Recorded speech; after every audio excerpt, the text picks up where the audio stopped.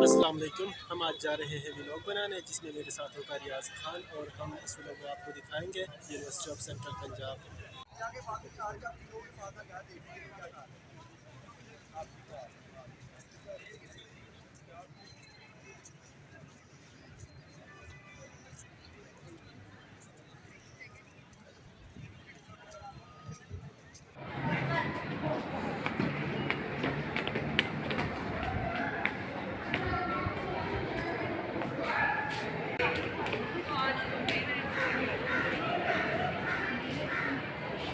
मैं जा रहा हूँ जिम की तरफ। आए हम आपको यूसीबी का जिम दिखाते हैं।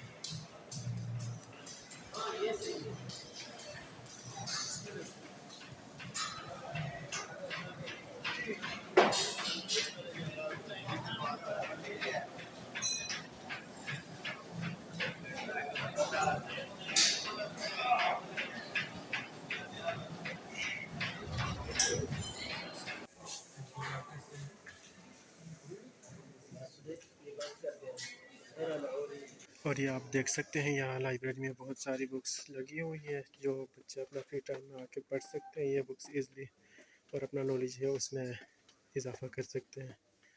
मैं आपको दिखाता हूँ इधर ये आगे न्यूज़पेपर्स भी पढ़ी हैं। जो बच्चे शौक जिनको पढ़ने का शौक़ है न्यूज़पेपर्स वो इजली पढ़ सकते हैं।